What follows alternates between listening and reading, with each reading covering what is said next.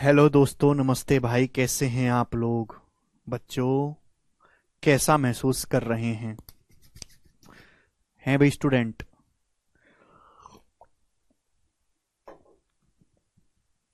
Student, आप लोग कैसा महसूस कर रहे हैं, मुझे जवाब दीजिएगा प्यारे बच्चों।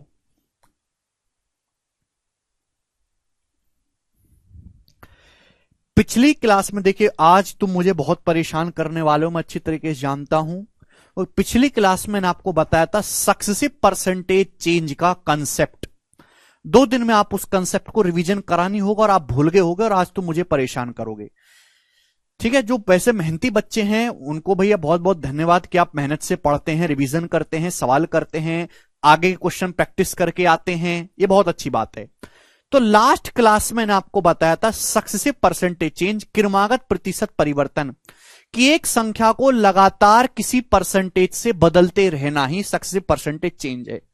और इसको जो है नेट परसेंटेज चेंज निकालने की, कि आप किसी संख्या को लगातार बदलते जा रहे हो तो उसमें कुल कितने प्रतिशत का परिवर्तन हुआ, इसको निकालने के 2 तरीके हैं। एक तो 100 तरीका, 100 मान के मैंने आपको बताया था, और एक मैंने आपको बताया था रेशियो मेथड।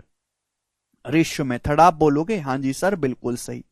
एक तो हमने बताया था 100 मान के, और मेरे प्यारे भाई एक मैंने आपको बताया था बच्चों रेशियो मेथड। ये याद है?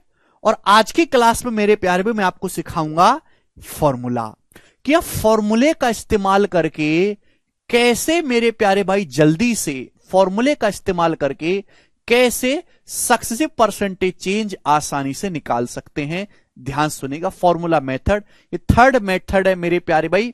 मैं आपको यह भी समझाऊंगा कि कहां आपको रेशियो का इस्तेमाल करना है, कहां आपको फॉर्मूलों का इस्तेमाल करना है। कुछ बच्चे पूछेंगे सर बेस्ट तरीका कौन सा है, 100 मान के करें, रेशियो करें, कि फॉर्मूला लगाएं? बेटा तीनों ही चीजें बेस्ट हैं। ये सवाल के डाटा पे डिपेंड करेगा कि क्वेश्चन में कैसे डिजिट्स, कैसी संख्याएं दी गई हैं। ठीक है ना, ये सवाल के डाटा पे डिपेंड करेगा। तो भैया मैंने 100 मान के और रेशियो मेथड पिछली क्लास में 1 घंटे तक थ्योरी ही समझाइए, केवल 1 घंटे तक, और आज की क्लास में थर्ड में आपको फॉर्मूला मेथड समझाऊंगा। ध्यान से सुनेगा बच्चों। बच्चों मैं आपसे कहता हूं कि हमने किसी संख्या को पहले x% बढ़ाया, फिर x% बढ़ाने के बाद जो नई संख्या आई, बढ़ाया है तो पॉजिटिव लगा रहा हूं, फिर x% बढ़ाने के बाद जो नई संख्या आई उसको मैंने फिर दोबारा से y% बढ़ाया। क्या बढ़ाया मेरे दोस्तों? y% बढ़ाया। आप बोलोगे हां जी सर। तो x% एंड y% का नेट परसेंटेज चेंज कितना होगा मेरे प्यारे भाई? अगर आप किसी संख्या को मेरे प्यारे भाई पहले x% बढ़ाओ फिर y% बढ़ाओ, तो उस संख्या में कुल कितने प्रतिशत का बदलाव आएगा? तो मेरे दोस्तों डायरेक्ट इसका कंसेप्ट है x प्लस वाई। अभी कुछ बच्चों को पहले से पता होगा जो यूट्यूब वगैरह देखते रहते हैं, बस उन्हें रट लिया होगा। ठीक है ना, कि यूट्यूब पे कोई ऐसे नहीं बताता जैसे मैं आपको बताता हूं खोल खोल के। x plus Y plus X Y upon 100%। अगर आप किसी संख्या को पहले x% बढ़ाओ, फिर जो नई संख्या आएगी वो आप उसको y% बढ़ाओ, तो संख्या में जो कुल प्रतिशत परिवर्तन आएगा, जो नेट परसेंटेज चेंज आएगा, वो x plus Y plus X Y upon 100% होगा। यानी कि x% और y% का सक्सेसिव जो है वो x plus Y plus X Y upon 100% होता है। क्लियर है? ध्यान सुनिएगा। आप बोलोगे सर कैसे? x% और y% का सक्सेसिव परसेंटेज चेंज किसके बराबर है? x plus Y plus X Y upon 100%। कैसे हुआ बच्चों? भाई मैंने मान ली कि कोई संख्या आपके पास 100 है, मैंने मान ली मेरे प्यारे भाई कि आपके पास कोई संख्या 100 है। 100, ध्यान सुनिएगा, ये संख्या की इनिशियल वैल्यू है। तो आप मुझे बताइएगा मेरे प्यारे भाई, मान लिया कि आपके पास कोई संख्या 100 है, तो आप बताओ 100 को आप x% बढ़ाओगे तो 100 को x% बढ़ाने के बाद वो संख्या कितनी हो जाएगी बच्चों? जवाब दीजिएगा। 100 को x% बढ़ाने के बाद संख्या क्या हो जाएगी? ठीक है भाई, देखिए हर चीज अपने आप में 100% होती है। x% का फ्रैक्शन वैल्यू होता है x/100। क्या होता है मेरे दोस्तों x% की फ्रैक्शन वैल्यू? x/100। तो मेरे प्यारे भी आपके पास कोई संख्या 100 है, तो आपको क्या करना है? 100 का x%। तो आप 100 का x% निकालेंगे तो x ही आएगा मेरे प्यारे भाई। तो अगर आपके पास कोई नंबर 100 है, आप 100 को x% बढ़ाओगे तो कितना हो जाएगा? वो 100 प्लस x हो जाएगी। मेरे दोस्तों वो संख्या कितनी हो जाएगी 100 प्लस एक्स। आप बोलोगे हाँ जी सर 100 प्लस एक्स। जैसे आपके पास कोई नंबर है 100 में जो भी चेंज आता है वो डायरेक्ट परसेंटेज में आता है। मैं आपसे कहूं कि आपने 100 को 23% बढ़ाया तो आपकी संख्या कितनी हो जाएगी 123 हो जाएगी। ठीक है जी, तो 100 है, आपने 100 को x% बढ़ाया तो संख्या कितनी हो जाएगी 100 प्लस x हो जाएगा। आप बोलोगे हाँ जी सर बिल्कुल सही। तो यानी कि 100 को x% बढ़ाने के बाद अब संख्या होगी 100 प्लस x। अब संख्या कितनी होगी 100 प्लस x। अब मुझे 100 से कोई मतलब नहीं है, मुझे 100 से कोई मतलब नहीं। अब संख्या 100 प्लस x है, इस 100 प्लस x को अब इस संख्या को मैं y% बढ़ाता हूं। कितना बढ़ाता हूं मेरे दोस्तों, अब इस संख्या को मैं y% बढ़ाता हूं। तो y% बढ़ाने के बाद अब नई संख्या क्या हो जाएगी, जवाब दीजिएगा मेरे प्यारे भाई। देखो अगर आप किसी भी संख्या को y% बढ़ाओगे, y%, ध्यान से समझिएगा, तो मल्टीप्लाइंग फैक्टर क्या होता है 1 प्लस y%। 1 plus y%। आप बोलोगे हाँ जी सर बिल्कुल सही। या फिर मेरे दोस्तों y% का मतलब होता है 1 प्लस y/100। y% का मतलब होता है 1 प्लस y/100 से आपको क्या करनी है, उसमें गुणा करनी है। आप बोलोगे हाँ जी सर। तो भाई आपके पास एक नंबर है 100 प्लस एक्स। 100 प्लस एक्स, 100 को हमने x% बढ़ाया, 100 प्लस एक्स आ गया। अब इस 100 प्लस एक्स को आपको y% बढ़ाना है। y% बढ़ाओगे तो मल्टीप्लाइंग फैक्टर हाथ जोड़ के विनते तीसरे लेक्चर में 1.5 घंटे समझाया है, प्लीज जाके पढ़ लो। तो मल्टीप्लाइंग फैक्टर होगा 1 प्लस y%। y% का मतलब y/100। तो मल्टीप्लाइंग फैक्टर से गुणा कर देंगे। आप बोलोगे हाँ जी सर बिल्कुल सही, बात समझ में आ गई। यहां भी हमने वही किया है। अगर मैंने किसी संख्या है 100, अगर मैंने 100 को x% बढ़ाया तो x% का मतलब मल्टीप्लाइंग फैक्टर क्या होता है 1 प्लस x/100। 100 को x% बढ़ाने के बाद मल्टीप्लाइंग फैक्टर आएगा, 100 की 1 में गुणा करेंगे 100, 100 की x/100 में गुणा करेंगे 100 प्लस एक्स। यही होगा मेरे प्यारे भाई। आप बोलोगे हाँ जी सर। तो आपके पास एक नंबर है 100 प्लस एक्स, आपने इसको y% से बढ़ाया तो मल्टीप्लाइंग फैक्टर आएगा 1 प्लस y%, और y% को हम क्या कहते हैं y/100। आप बोलोगे हाँ जी सर बिल्कुल सही। अब आप मुझे बताइएगा बच्चों क्या होगा। भाई गुणा करो, अंदर 100 की 1 में गुणा करेंगे तो क्या आ जाएगा 100 आ जाएगा। 100 प्लस इस 100 की गुणा करेंगे y/100 में, तो 100 से 100 कट जाएगा, y आएगा, y प्लस x की 1 में गुणा करेंगे क्या आएगा x आएगा, प्लस x की y/100 में गुणा करेंगे तो xy/100 आएगा। आप बोलोगे हाँ जी सर बिल्कुल सही, कोई प्रॉब्लम नहीं है। यानी कि मेरे प्यारे भाई ये संख्या की फाइनल वैल्यू आ गई, फाइनल वैल्यू। आप बोलोगे हाँ जी सर। यानी कि अगर आपके पॉकेट में 100 रुपए हैं, 100 रुपए को पहले आप x% बढ़ाओ, फिर जो नई वैल्यू आती है आप उसी को y% बढ़ाओ, तो 100 रुपए की जो फाइनल वैल्यू है ये बन जाएगी। यानी कि आपके पॉकेट में ये होंगे 100 रुपए को x% और y% से सक्सेसिव इंक्रीज करने पर, क्रमागत बढ़ाने पर आपके पॉकेट में इतने रुपए होंगे। आप बोलोगे हाँ जी सर। तो मेरे प्यारे भाई आपके पॉकेट में 100 रुपए थे, 100 रुपए से बढ़कर इतने हो गए, तो मेरे प्यार भी बढ़ा कितना, 100 में जो भी चेंज आता है वो डायरेक्ट परसेंटेज में आता है। मैं आपसे कहूं एग्जांपल के लिए कि आपके पॉकेट में 100 रुपए थे, 100 रुपए से बढ़ के आपके पॉकेट में 118 हो गए, तो कितना बढ़ गया। आप कहोगे सर 18% बढ़ गया। बढ़ा कितना 18, परसेंटेज में भी 18% बढ़ा। मैं आपसे कहूं कि आपके पॉकेट में 100 रुपए थे, 100 रुपए से आपके पॉकेट में 93 रह गए, तो कितना घट गया 7, परसेंटेज में भी कितना घटा 7%। 100 इसलिए बहुत प्यारा नंबर है कि 100 में जो भी चेंज आता है वो डायरेक्ट परसेंटेज में आता है। तो 100 रुपए है, 100 रुपए को मेरे दोस्तों आपने पहले x% बढ़ाया, फिर y% बढ़ाने के बाद ये हो गया। तो 100 रुपए से जो भी एक्स्ट्रा है वही तो बढ़ा है, वही तो आपका परसेंटेज चेंज है। 100 रुपए से कितना एक्स्ट्रा है y plus x plus xy/100। y plus x को मैं ऐसे लिख सकता हूं x plus y plus xy/100 percentage. आप बोलोगे हाँ जी सर बात समझ में आ गई, कोई परेशानी नहीं है। यानी कि अगर आप किसी संख्या को पहले x% फिर y% बढ़ाओगे तो उस संख्या का मेरे दोस्तों, उस संख्या में जो नेट परसेंटेज चेंज होगा, जो सक्सेसिव परसेंटेज इफेक्ट होगा, क्रमागत प्रतिशत जो बदलाव होगा मेरे प्यारे भाई, ठीक है, वो कितना होगा x plus Y plus xy/100% के बराबर होगा। आप बोलोगे हाँ जी सर मैं आपकी बात को समझ गया।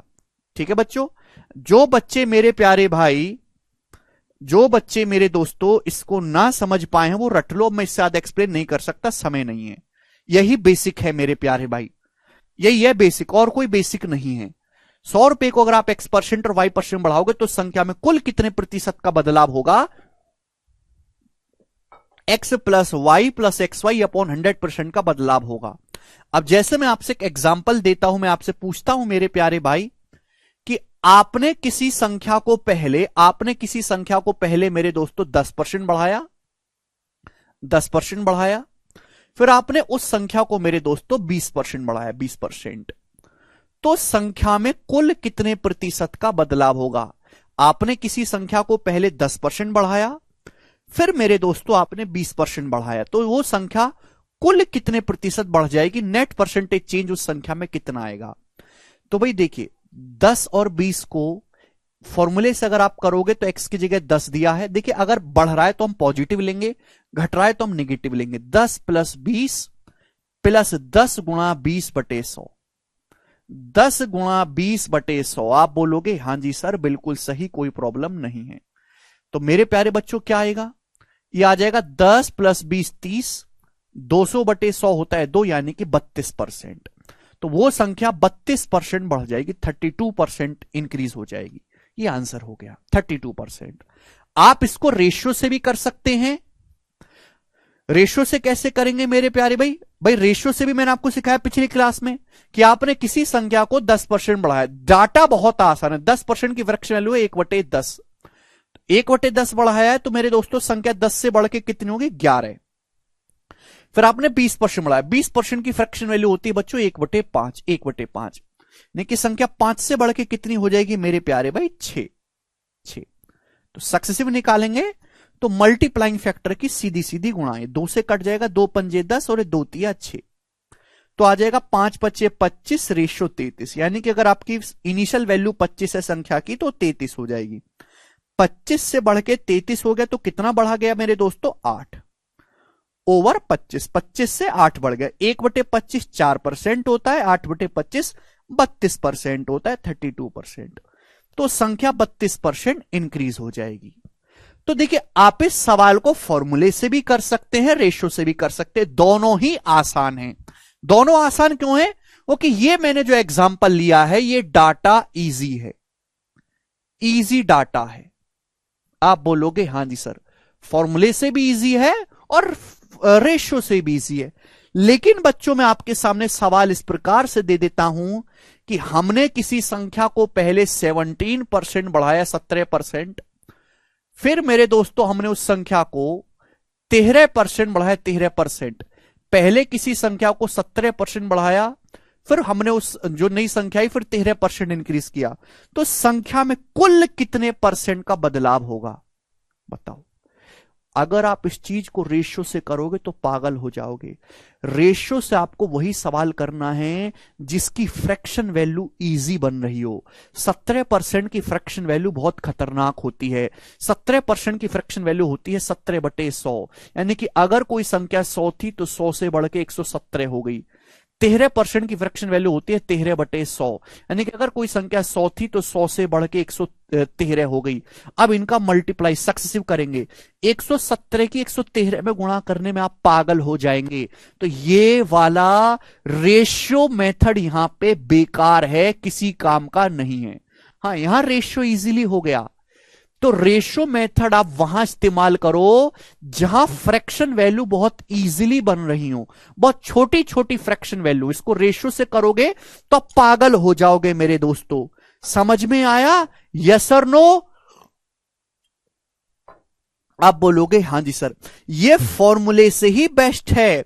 भाई देखो फॉर्मूले से 1 सेकंड में होगा। पहले किसी संख्या को 17% बढ़ाया, फिर सक्सेसिवली 13% बढ़ाया, तो नेट चेंज कितना रहेगा? 17 + 13 + 17 × 13/100। आप बोलोगे हां जी सर बिल्कुल सही, एक कोई प्रॉब्लम नहीं है। 17 + 13 कितना आ गया? 30। 17 × 13 हो गया 221, 221/100 2.21। 30 में 2.21 जोड़ेंगे तो 32.21%। 17 गुणा 13 क्या होता है? 221, 221/100 मेरे दोस्तों 2.21। 17 13 30, 30 में 2.21 ऐड करेंगे तो 32.21% बढ़ गया। इजीली हो गया 1 सेकंड में मेरे प्यारे भाई। आप बोलोगे हां जी सर अब के समझ में आया, क्लियर है? तो केवल कंसेप्ट सीख लेना काफी नहीं है, कौन सा कंसेप्ट कहां इस्तेमाल करना है वो काफी है, कि सवाल सॉल्व नहीं करना है, सवाल कम से कम कैलकुलेशन करके सॉल्व करना है। ठीक है जी, आप बोलोगे हां जी सर। तो यहां फॉर्मूला इजी है मेरे दोस्तों, और आप इसको फॉर्मूले से ही करेंगे। आप बोलोगे हां जी सर, मैं आपकी बात को अच्छी तरीके से समझ गया हूं, कोई परेशानी नहीं है। यस और नो बच्चों, बात समझ में आ गई? ठीक है जी। अगर सवाल में डाटा ऐसे आ जाता है कि हमने किसी संख्या को पहले 16 सही 2/3% बढ़ाया, ठीक है मेरे प्यारे भाई, ओके, 16 सही 2/3% बढ़ाया मेरे प्यारे भाई, आप बोलोगे हां जी सर। फिर हमने कितना कर लेते हैं,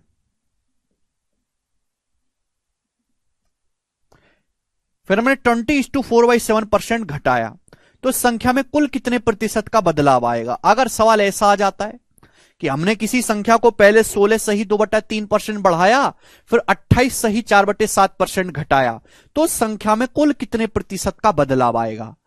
अब यहां फॉर्मूला बेकार है, या फॉर्मूला लगाओगे तो कैलकुलेशन ही करते रहोगे। भाई एक्स की जगह 16 सही 2/3 रखेंगे, ये फॉर्मूला, वाई की जगह माइनस का 28 सही 4/7 करेंगे, तो फॉर्मूला लगाओगे तो पागल हो जाओगे, बुद्धि भ्रष्ट हो जाएगी। फॉर्मूले तो में तो रख नहीं सकते वैल्यू 16 सही 2/3 और 28 सही 4/7 एक्स वाई की। तो यहां क्या मेथड बेस्ट है, या रेशियो मेथड बेस्ट है? क्योंकि इनकी फ्रैक्शन बहुत आसानी से बन रही है।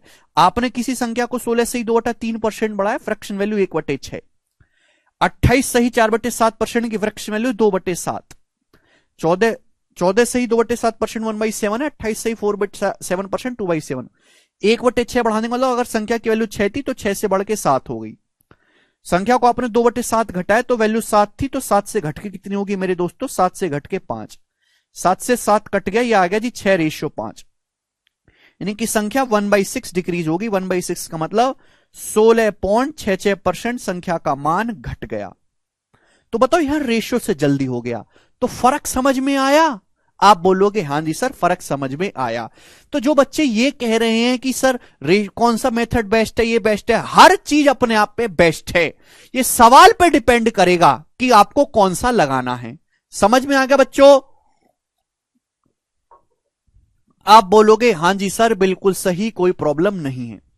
ठीक है जी, यहां तक कोई परेशानी नहीं। ओके, अब मेरे प्यारे भी आगे चलते हैं। कुछ बच्चों के मन में ये डाउट आ रहा होगा, सर अगर 3 बार हम सक्सेसिव चेंज कर दे, 3 बार या 4 बार, तो हम कैसे करेंगे? सर अगर हम 3 बार या 4 बार चेंज करेंगे तो हम कैसे करेंगे मेरे दोस्तों? फॉर्मूला से ध्यान से सुनिएगा। भाई हमने किसी संख्या को पहले 10% बढ़ा लिया, फिर 20% बढ़ा लिया मेरे प्यारे भाई। पहले हमने किसी संख्या को 10% इंक्रीज किया, फिर 20% इंक्रीज किया, फिर 30% इंक्रीज किया। इंक्रीज कर रहे हैं तो पॉजिटिव लेंगे, डिक्रीज कर रहे हैं तो नेगेटिव लेंगे। तो संख्या में कुल कितने प्रतिशत का बदलाव आएगा? रेशियो से तो आप कर ही सकते, मैं करवा चुका हूं। अगर मुझे इसको फॉर्मूले से करना है तो कैसे करूंगा बच्चों? तो बच्चों कोई ज्यादा टेंशन नहीं लेनी। आपने संख्या को पहले 10% बढ़ाया, फिर 20% बढ़ाया, तो आप 10 और 20 का सक्सेसिव निकालो फॉर्मूले से, 10 और 20 का। तो बच्चों 10 और 20 का सक्सेसिव क्या होता है? 10 और 20 का सक्सेसिव होता है मेरे प्यार भी, फॉर्मूले से लगाओगे तो 10 + 20 + 10 × 20/100, 20 और 2 32%। आप बोलोगे हाँ सर, यानी कि किसी संख्या को 10% और 20% बढ़ाओगे तो 32% बढ़ जाएगी। आप बोलोगे हाँ जी सर, बिल्कुल सही। 10 और 20 का सक्सेसिव 32 आ गया, फिर उसका निकालो 30 के साथ, 32% बढ़ गई, फिर 30% और बढ़ाना है। अब 32 और 30 का सक्सेसिव निकाल लीजिएगा, 32 और 30 का। तो 32% और 30% का सक्सेसिव 32 + 30 + 32 × 30/100। आप बोलोगे हां जी सर, यही आएगा। 32 + 30 62, 62 में 9.6 जोड़ेंगे तो 71.6% इंक्रीज, यानी कि वो संख्या 71.6% इंक्रीज हो जाएगी। तो अगर आपको फॉर्मूले से करना है, 2 बार इंक्रीज किया है तो कोई दिक्कत नहीं, 3 बार किया है, 4 बार किया है, 5 बार किया है, तो आप इस तरीके से 2 को कंबाइंड करके कर सकते हैं, 2 को कंबाइंड करके। आप बोलोगे हां जी सर, और ये मेंटली हो जाएगा दिमाग में। क्लियर है? आप बोलोगे हाँ जी सर, ये बात तो हमें बड़ी अच्छी तरीके से समझ में आई सर, मजा आ गया। कंसेप्ट क्लियर है? तो मैं हर बात को केवल बोल नहीं रहा या समझाने में, हर बात को एग्जाम्पल से समझा रहा हूं मेरे दोस्तों, ठीक है जी। अच्छा मेरे प्यारे भाई ध्यान से सुनेगा, एक रास्ता हम आपको और बताते हैं, ध्यान से सुनेगा मेरे प्यारे भाई, प्लीज प्यार से समझिएगा, प्यार से, ठीक है ना। ये याद करोगे तो आपका और समय बचेगा मेरे प्यारे भाई। X% comma Y%, X%, Y% and Z%, X%, Y% और Z% का नेट इफेक्टिव जो होता है मेरे दोस्तों, अगर आप किसी संख्या को X%, Y% और Z% से सक्सेसफुली चेंज करो, चेंज शब्द में इसलिए कह रहा हूं कि अगर आप बढ़ाते हैं तो पॉजिटिव, घटाते तो नेगेटिव। अगर आप किसी संख्या को X%, Y% और Z% से सक्सेसफुली चेंज करते हैं तो संख्या में जो कुल प्रतिशत बदलाव होगा वो होगा X plus Y plus Z। पहले इन तीनों को जोड़ो, पहले क्या करना है, इन तीनों को जोड़ो। आप बोलोगे हाँ जी सर, फिर दो दो की गुणा, X की Y में गुणा करी है ना, Y की Z में गुणा करी, दो दो की गुणा, दो दो की आपको गुणा करनी है, दो दो की गुणा बटे 100, दो दो की गुणा करके आपको क्या करना है, बटे 100 करना है। आप बोलोगे हाँ जी सर बिल्कुल सही, बटे 100। फिर तीनों की गुणा, तीनों की गुणा आपको करनी, तीनों गुणा मतलब एक्स वाई जेड, तीनों की गुणा करनी है, तीनों की गुणा बटे 10,000%, बटे 10,000%। ये बहुत इंपॉर्टेंट है, ऐसा नहीं कि केवल परसेंटेज में पढ़ना है, ये प्रॉफिट लॉस में भी पढ़ना है, ये डिस्काउंट में भी पढ़ना है, ये कंपाउंड इंटरेस्ट में भी पढ़ना है, ये हर जगह आपको पढ़ना है। यानी कि मेरे दोस्तों अगर आप किसी भी संख्या को X%, Y% और Z% से क्रमागत मेरे दोस्तों चेंज करते हैं, सक्सेसिवली चेंज करते, तो संख्या में जो नेट परसेंटेज चेंज आएगा मेरे प्यारे भाई, वो X plus Y plus Z plus X Y plus Y Z plus Z X बटे 100, फिर तीनों की गुणा एक्स वाई जेड बटे 10,000%। आप कहोगे सर ये फॉर्मूला कहां से आया है, कैसे आया सर? देखिए मुझे बताने की कोई जरूरत नहीं है, कुछ नहीं है बेटा भाई। X% और Y% का सक्सिव क्या होता है, X और Y का सक्सिव होता है X plus Y plus X Y बटे 100%, ठीक है जी। इसको दोबारा से Z के साथ कंबाइन कर लिया, इन दोनों का दोबारा सक्सिव लगा दिया, दिस प्लस दिस गुणा दिस बटे 100, दिस प्लस दिस, फिर इन दोनों की गुणा बटे 100। इन दोनों का जब आप सक्सेसिव निकालेंगे, दोबारा यही फॉर्मूला लगा के जब आप इन दोनों का सक्सेसिव निकालेंगे तो यही आएगा, प्रूफ की कोई जरूरत नहीं है। समझ में आया? आप बोलोगे हाँ जी सर समझ में आया है सर, आपने दो दो को कंबाइंड करके निकाला है, इतने मूर्ख मत समझो, ठीक है जी। मैंने कहा ठीक है भैया, ना समझ रहे तुम्हें मूर्ख। तो अगर आप X%, Y% और Z% से सक्सेसिव चेंज करते हैं मेरे प्यारे भाई, तो उसमें नेट परसेंटेज चेंज कितना आएगा, ठीक है भाई, X plus Y plus Z plus X Y, दो दो की गुणा बटे 100, फिर तीनों की गुणा बटे 10,000। अब जैसे ये वाला सवाल देखो, हमने किसी संख्या को 10%, 20% और 30% बढ़ाया, तो संख्या में कुल कितने प्रतिशत का बदलाव आया मेरे प्यारे भाई? देखो पहले तीनों को जोड़ो, 10, 20, 30 और 30, 60, तीनों को जोड़ा 60, प्लस फिर दो दो की गुणा बटे 100 करना है, 10 की 20 में गुणा 200, दो दो की गुणा, फिर 600, 200 और 600 800 हो गया, और 10 की 30 में गुणा 300, दो दो की गुणा किया 200, 600 और 300, 1100 हो गया। 1100 को 100 से भाग देंगे 11 प्लस फिर तीनों की गुणा करके बटे 10,000, तीनों की गुणा करेंगे 10 गुणा 20 गुणा 30, तीनों की गुणा करके आएगा 6,000, 10 गुणा 20 गुणा 30 6,000। 6,000 को जब आप 10,000 से भाग दोगे, दिमाग में दे सकते हैं, तो 0.6 आएगा, 0.6%। क्लियर है? आप बोलोगे हाँ जी सर। देखिए वैसे भी सवालों में आपको वैल्यू जो है वो एग्जैक्ट निकालनी नहीं पड़ती है, अप्रोक्सी कैलकुलेशन करनी पड़ती है। ये वाली जो वैल्यू है ना, ये वाली जो वैल्यू आखिर में, ये वैल्यू बहुत छोटी होती है। आप इस वैल्यू को जब ऑप्शन बहुत दूर दूर है इग्नोर भी कर सकते हो कि वैल्यू बहुत छोटी होती है, आप इसको इग्नोर भी कर सकते हो मेरे प्यारे भाई। तो ये देखो 71.6% आ गया कि नहीं आ गया, एक ही लाइन में 71.6% आ गया। आप बोलोगे हाँ जी सर बहुत बढ़िया, मजा आ गया सर। 6,000 को 10,000 से भाग देंगे तो 0.6 आएगा।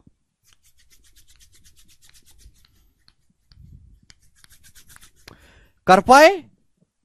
आप बोलोगे हां जी सर हम तो कर पाए हैं, बहुत कोई दिक्कत वाली बात नहीं है, कोई दिक्कत वाली बात नहीं। मैं एक एग्जांपल आपके सामने और लेता हूं कि आपने किसी संख्या को पहले 7%, 8% और मेरे दोस्तों 10% बढ़ाया, तो संख्या में कुल कितने प्रतिशत का बदलाव आएगा? 7%, 8% और 5% ले लेते हैं। आपने किसी संख्या को पहले 7%, 8% और 5% बढ़ाया, तो संख्या में कुल कितने प्रतिशत का बदलाव आएगा? अगर आप इसको रेशियो से करोगे ना तो बहुत कैलकुलेशन है, बहुत कैलकुलेशन करिए।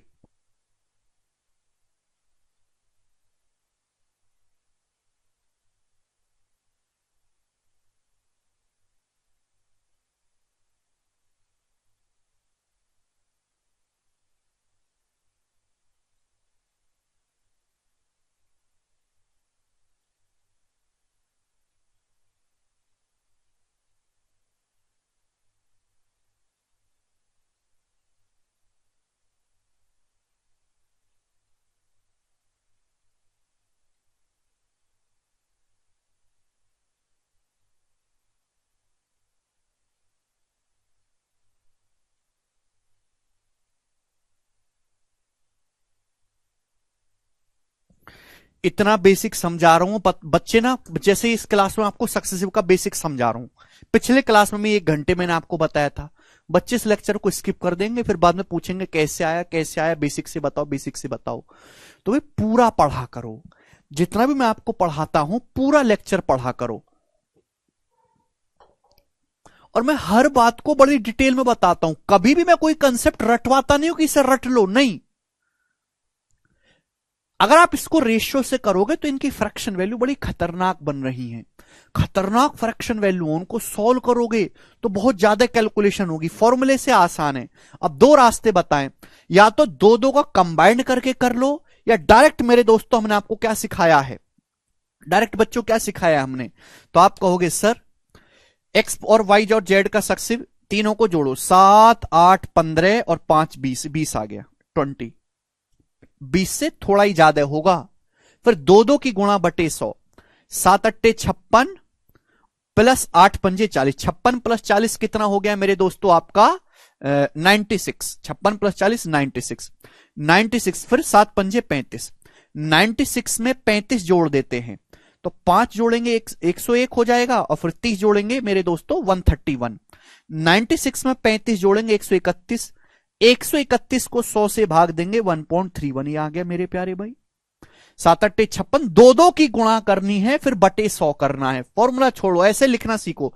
7 अट्टे 56 प्लस 40 प्लस 35, 131 बटे 100 1.31 प्लस फिर तीनों की गुणा बटे 10, तीनों की गुणा करेंगे तो 7 अट्टे 56, 56 पंजे आ जाएगा 280, 280 को 10 से भाग देंगे तो 0.0280, 280 को 10,000 से भाग देंगे 280 बटे 10,000 0.0280 आएगा।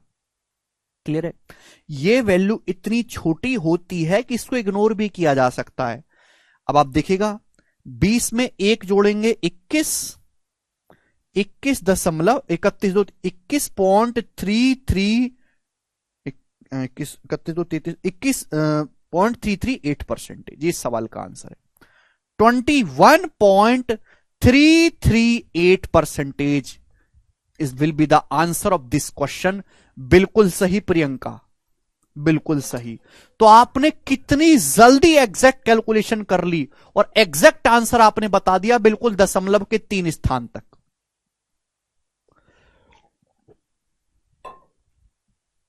यानी कि वो संख्या 21.338% इंक्रीज हो जाएगी। समझ में आया?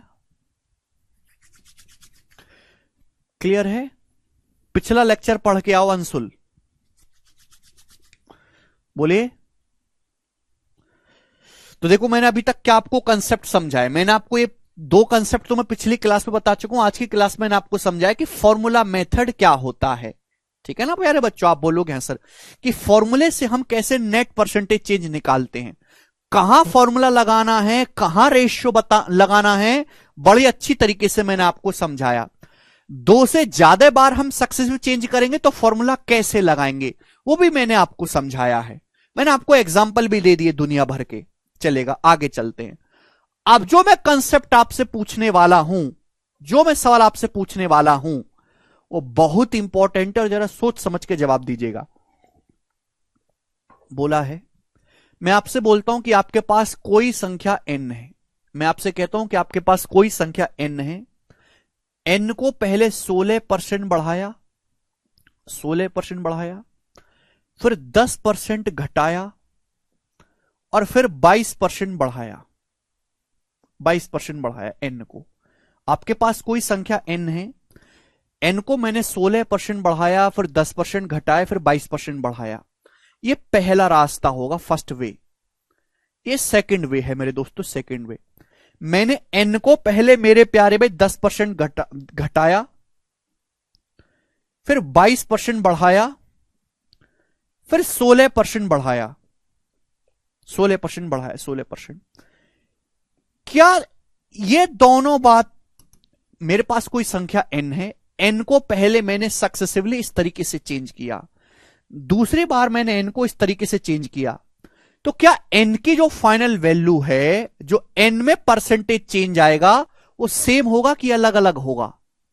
आपके पास कोई संख्या n है, n को मेरे प्यारे भाई पहले मैंने इस तरीके से चेंज किया, फिर मैंने इस तरीके से चेंज किया, आगे पीछे है, परसेंटेज सेम है, 16 10 22, 16 10 22, बस आगे पीछे है। तो n में जो नेट परसेंटेज चेंज आएगा वो सेम आएगा कि अलग अलग आएगा? n में जो परसेंटेज चेंज आएगा वो सेम आएगा कि अलग अलग आएगा? अगर आपके पास कोई संख्या n है, n को पहले मैंने 16% बढ़ाया, फिर 10% घटाया, फिर 22% बढ़ाया। दूसरा रास्ता मैंने किया कि भाई ये परसेंटेज सेम है, परसेंटेज सेम, बस आगे पीछे चेंज, आगे पीछे हमने चेंज किया, परसेंटेज सेम है। तो n में जो नेट परसेंटेज चेंज आएगा, जो कुल प्रतिशत बदलाव आएगा n के मान में, वो सेम होगा कि अलग अलग होगा? अलग अलग होगा, है? सेम होगा, सेम। बेटा ध्यान से सुनेगा मेरे प्यारे भाई, शायद आप मेरी बात को भूल गए, शायद आप गधा हैं। सक्सेसिव परसेंटेज चेंज का मतलब है मल्टीप्लाइंग फैक्टर से गुणा करते जाना, मल्टीप्लाइंग फैक्टर से गुणा करते जाना ही सक्सेसिव परसेंटेज चेंज है। और गुणा आगे पीछे कैसे भी करो कोई फर्क नहीं पड़ता भाई। 7 की 9 में गुणा करो तो भी 63 आएगा, और 9 की 7 में गुणा करो तो भी 63 आएगा। कुछ फर्क पड़ेगा क्या? नहीं। अगर शुरुआत में किसी संख्या की वैल्यू n है, n पहले आपने n को 16% बढ़ाया तो क्या हो जाएगी? 116% हो जाएगी। फिर 10% घटाए तो 90% 0.9 रह जाएगी। फिर 22% बढ़ाओगे तो 122% हो जाएगी, 1.22 मल्टीप्लाइंग फैक्टर से गुणा। सेकंड केस में n की वैल्यू क्या होगी? पहले 10% घटाओगे 90% 0.9, फिर 22% बढ़ाओगे 122% 1.22, फिर 16% बढ़ाओगे तो संख्या n 116% हो जाएगी 1.16। तो ये और ये क्या सेम बात है अलग अलग? अरे सेम ही तो है भैया, सेम ही तो है दोनों, ये दोनों तो सेम ही है। आप बोलोगे हाँ सर बिल्कुल सेम है। अरे भैया गुणा ही तो हुई है मल्टीप्लाइंग फैक्टर से, बस गुणा आगे पीछे है, गुणा आगे पीछे है तो सेम ही। आप बोलोगे अब क्या आई सर बात समझ में? ये हुई ना बात, ये हुई ना? क्लियर? पिछला लेक्चर देख क्या हो राहुल, जो बच्चे बेसिक से बता रहे हैं मैं उनको पूछना चाहता हूं कि एक बार परसेंटेज की शुरू की 4 क्लास मैंने आपको बेसिक ही पढ़ाया है, उनमें मल्टीप्लाइंग फैक्टर, वो मल्टीप्लाइंग फैक्टर पढ़ो जाके दोबारा से। पिछले लेक्चर में मैंने आपको सक्सेसिव परसेंटेज चेंज की परिभाषा बताई है, उसको दोबारा से जाके पढ़ो, ठीक है?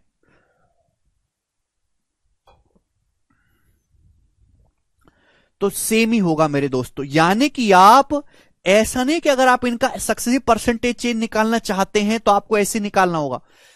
आपको अगर आप कंबाइंड करके निकालना चाहते हैं तो पहले इन दोनों को कंबाइंड कर लो, फिर इसको कंबाइंड कर लो, सेम ही आंसर आएगा।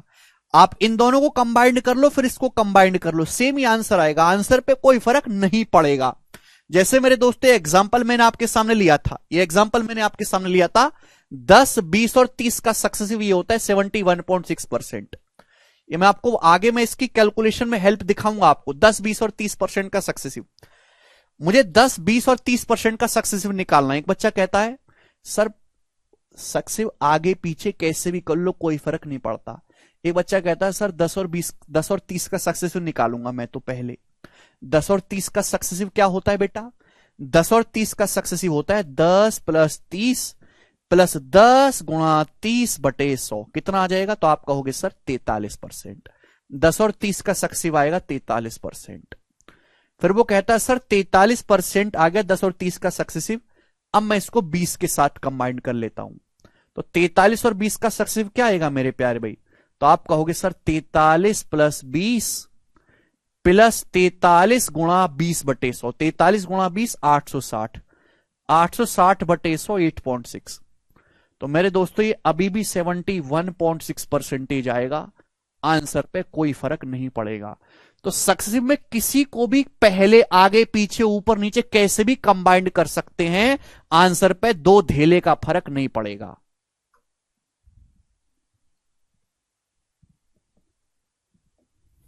समझ में आया? आप बोलोगे हां जी सर बिल्कुल सही। 1 बाय 1 बिल्कुल सारे कंसेप्ट समझाएं आज की क्लास में, और यही बेसिक है, यही बेसिक है। जो तुम पूछते हो वो तुम्हारी आलसीपना है ना पढ़ने का, कि तुमने पिछला पढ़ा ही नहीं होता। ठीक,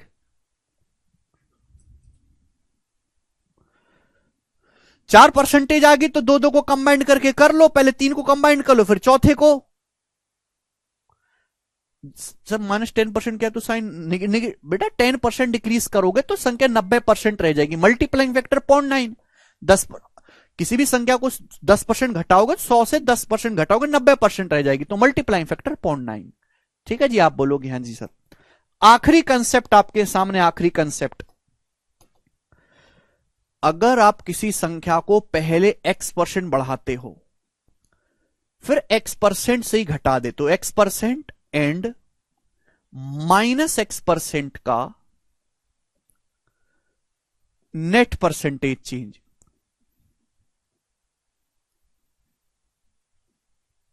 आखिरी कंसेप्ट, अगर आप किसी संख्या को पहले x% बढ़ाते हो फिर x% घटाते हो, पहले x% बढ़ाते हो फिर x% घटाते हो, तो उस संख्या में कुल कितने प्रतिशत का परिवर्तन आएगा? तो वो संख्या हमेशा डिक्रीज हो जाएगी, उस संख्या का मान हमेशा घटेगा। x² / 100% उस संख्या का मान डिक्रीज हो जाएगा। डिक्रीज मतलब तीर नीचे की तरफ, वो संख्या हमेशा घटेगी। x% बढ़ाया, x और -x का प्लस x और -x का सक्सेसिव, भैया फॉर्मूला क्या होता है? x और y का सक्सेसिव होता है x + y + x × y/100। ठीक है बस, यहां पे मेरे दोस्तों x और -x का सक्सेसिव निकालना है, तो x + x + x × -x/100 ये आएगा। आप बोलोगे हां जी सर यही आएगा। x से मेरे दोस्तों ये माइनस का x कट गया, तो बचा क्या? ये बचा -x² / 100%। अगर फाइनल आंसर पॉजिटिव आया है तो इसका मतलब संख्या का मान बड़ा है। अगर फाइनल आंसर नेगेटिव आया है तो संख्या का मान घटा है, यानी कि फाइनल आंसर नेगेटिव आया है, माइनस साइन केवल ये बता रहा है कि संख्या की जो वैल्यू है वो x² / 100% घट गई है। तो अगर आप किसी भी संख्या को पहले x% बढ़ाओ फिर x% घटाओ तो संख्या में कुल प्रतिशत जो बदलाव आएगा वो x² / 100% घट जाएगा। ठीक है, समझ में आया? आप बोलोगे हां जी सर बिल्कुल सही, समझ में आया है। अब ये पूरा कंसेप्ट है, जो समझदार बालक, समझदार होने की जरूरत नहीं, जो बच्चे ने पढ़ा है, ऐसा कोई भी बालक नहीं चाहे वो समझदार हो या बेवकूफ हो जिसने पिछला लेक्चर परसेंटेज के सारे लेक्चर पढ़े और उसको ये ना समझ में आया हो ये कंसेप्ट। अगर उसको नहीं समझ में आया तो उसने पढ़ा ही नहीं है, पीछे का कुछ भी पढ़ा है तो रिवीजन नहीं करा है। ठीक है, अब हम इस पे बेस सवाल करेंगे। मैंने कंसेप्ट को बहुत डिटेल में समझाया है, हर एक कंसेप्ट को पूरे, कहीं भी आप पूरे हिंदुस्तान में चले जाओ, कश्मीर से लेकर कन्याकुमारी तक, इतनी सीक्वेंस में एक्सप्लेनेशन आपको कहीं नहीं मिलेगी। एग्जाम्पल भी दिए हैं मैंने, प्रूफ भी करवाया है, कारण भी समझाया, परिभाषा भी बताई है। ठीक है, अब करते हैं सवाल। एक संख्या में पहले 5% की वृद्धि हो जाती है, फिर उसमें 15% की और वृद्धि की जाती है, मूल संख्या में कुल मिलाकर कितनी वृद्धि होगी? तो दिमाग में ही कर सकते हैं, कोई रेशो की जरूरत नहीं है। 5 और 15 का सक्सेस दिमाग में हो जाएगा, बी ऑप्शन।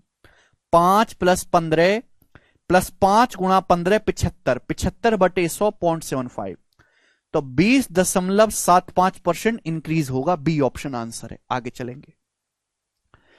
एक एसी कीमत में पहले 16% की वृद्धि होती है, बाद में बिक्री की कमी के कारण कीमत में 22% की कमी की जाती है। एसी की अंतिम कीमत में शुद्ध प्रतिशत परिवर्तन, फाइनल परसेंटेज चेंज कितना आएगा? Net percentage change in price. AC कीमत पहले 16% बढ़ी, फिर एसी बिक नहीं रहे तो 22% घटा दी हमने एसी कीमत। तो एसी कीमत में कुल कितने परसेंट का चेंज आया? 16 और -22 का सक्सेसिव रेशियो से करोगे तो पागल हो जाओगे, फॉर्मूला बेस्ट है। 16 - 22 -16 × 22/100, यही आएगा। आप बोलोगे हाँ जी सर बिल्कुल सही। देखो पहली बात तो मैं देखते ही समझ गया कि फाइनल जो आंसर है वो नेगेटिव आना है। देखो भाई, आप इस सवाल को ना ऑप्शन से कर सकते हो, आगे कैलकुलेशन की जरूरत नहीं है। ये कैलकुलेशन नेगेटिव आएगी, ये नेगेटिव, ये नेगेटिव। जब फाइनल आंसर नेगेटिव आएगा तो इंक्रीज थोड़ा ना होगा, डिक्रीज होगा। भाई 16 - 22 6, और ये लगभग आपका 3-4 के आसपास रहेगा, तो 19% डिक्रीज नहीं आएगा, आंसर तो 10% के नजदीक आएगा। अप्रोक्स कैलकुलेशन के हिसाब से 10% के नजदीक।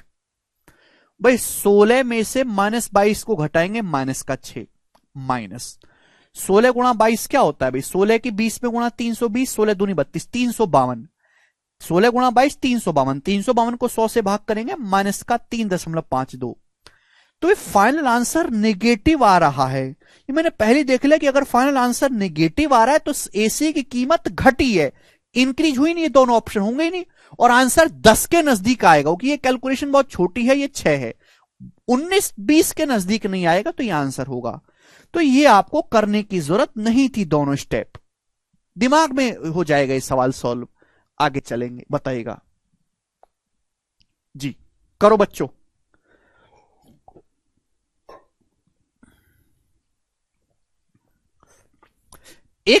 यदि एक चमड़े के थैले की कीमत 15% की वृद्धि की जाती है, फिर 15% की कमी की जाती है, तो उसकी कीमत में शुद्ध प्रतिशत की कमी क्या होगी? नेट परसेंटेज डिक्रीज क्या होगा?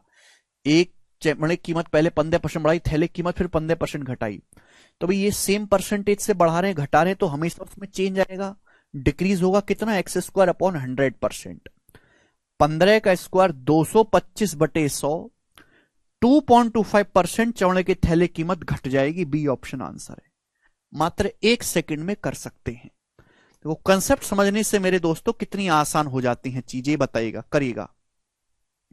यदि एक वस्तु की कीमत में R% की वृद्धि हुई, बाद में R% की कमी हुई, अब वस्तु की कीमत 1 रुपए है, वस्तु कीमत 1 रुपए है, तो आपसे पूछा है वस्तु की ओरिजिनल कीमत क्या थी? ओरिजिनल कीमत बताइएगा बच्चों। बहुत प्यारा सवाल है। एक वस्तु की कीमत R% बढ़ी हुई, फिर R% घटी, तो वस्तु की कीमत हमेशा डिक्रीज हो जाएगी। अगर वस्तु कीमत अब 1 रुपए है, तो पूछा वस्तु की ओरिजिनल कीमत बताओ। ओरिजिनल कीमत मैंने P रुपए मान ली, P रुपए। तो ओरिजिनल कीमत तो मेरे दोस्तों 1 रुपए से ज्यादा ही होगी ना, ये उत्तर नहीं हो सकता। ये भी 1 रुपए से कम है, ये भी नहीं आएगा। ये भी 1 रुपए से कम है, देखो 1 को 100 से भाग देंगे, 1 रुपए से कम आएगा, ये 1 रुपए से ज्यादा ही होगा। भाई अगर किसी वस्तु कीमत पहले R% बढ़ाई फिर R% घटाई, तो उस वस्तु की कीमत R² / 100% डिक्रीज होगी मेरे दोस्तों। अगर अब वस्तु कीमत 1 रुपए है, तो पुरानी कीमत ओरिजिनल कीमत क्या थी? मैंने ओरिजिनल कीमत को P माना है मेरे प्यारे भाई। वस्तु कीमत इतना परसेंट घटी, आपको पता होना चाहिए। अगर किसी भी संख्या को K% आप घटाओगे, K%, तो मल्टीप्लाइंग फैक्टर होगा 1 - K%। वस्तु कीमत R² / 100% घटी, R² / 100%, तो मल्टीप्लाइंग फैक्टर आएगा 1 - R² / 100%। ये मल्टीप्लाइंग फैक्टर आएगा, और ये बराबर किसके है? 1 रुपए के बराबर है। वस्तु कीमत अब 1 रुपए है, ओरिजिनल कीमत आपसे पूछे, ओरिजिनल कीमत को P मान लिया, वस्तु कीमत R² / 100% घटी है। परसेंटेज का मतलब होता है 1/100। अगर इस परसेंटेज की जगह 1/100 रखूंगा तो 100/100 क्या हो जाएगा? परसेंटेज की जगह अगर आप 1/100 रखोगे, अगर इस परसेंटेज की जगह आप 1/100 रखोगे तो बच्चों 100/100 10,000 हो जाएगा। 10,000 आप बोलोगे हाँ जी सर बिल्कुल सही। 100 गुणा 100 10,000 हो जाएगा। एलसीएम लेंगे मेरे दोस्तों तो 10,000 की तो उधर गुणा होगी 10,000, 10,000 आप बोलोगे हाँ जी sir upon 10,000 Ekam 10,000, 10,000 minus are square आ जाएगा बटे में। 10,000 माइनस आर स्क्वायर बटे में आ जाएगा, यानी कि मेरे दोस्तों डी ऑप्शन आंसर है। क्लियर है? जब एक्सपर्शन बढ़ाएं एक्सपर्शन सेम परसेंटेज से बढ़ाएं सेम परसेंटेज से घटाएं। अब ये वाला सवाल देखो मेरे प्यारे भाई, इस सवाल का क्या आंसर है बनाएंगे। A number is increased by 30%, then decreased by 25%, then further increased by 25%. What is the net increase or decrease in percentage in the number? और आंसर अप्रोक्स में बताना है, नियरेस्ट इंटीजर में आंसर बताना है, नियरेस्ट इंटीजर में बताइएगा।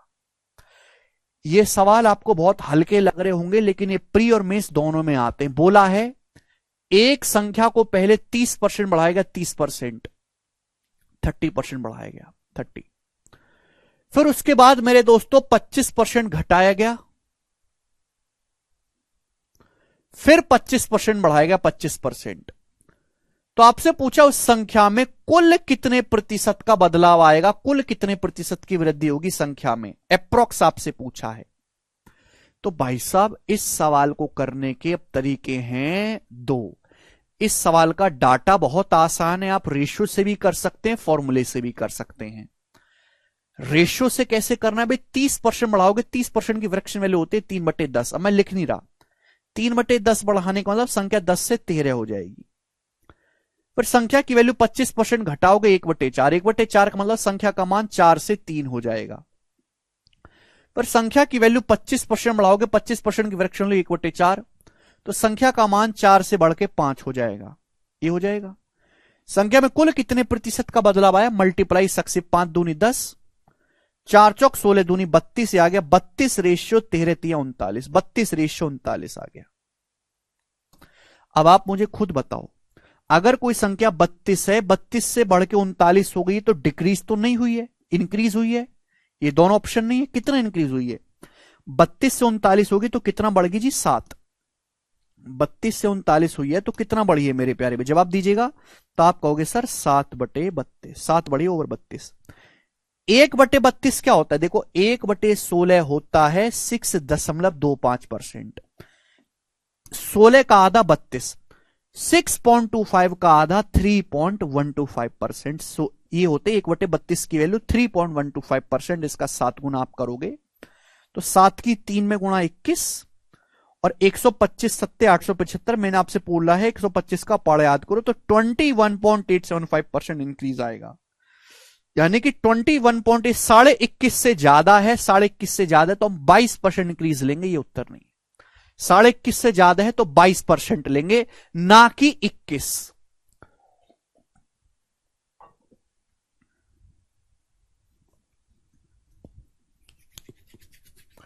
21.5 से ज्यादा है ना तो हम 22% लेंगे अप्रोक्स वैल्यू नियरेस्ट इंटीजर में, ना कि 21। 21.5 से कम होता तो हम 21 लेते। तो आंसर इस सवाल का बी ऑप्शन है। ये हो गया रेशियो से। आप इस सवाल को फॉर्मूले से भी कर सकते हैं मेरे प्यारे भी, मैं आपको दूसरा बताऊंगा। चलो ये तो मैंने आपको रेशियो से बता दिया, डाटा बहुत आसान है। ये वाला करेंगे जरा, इस सवाल को करेगा बच्चों।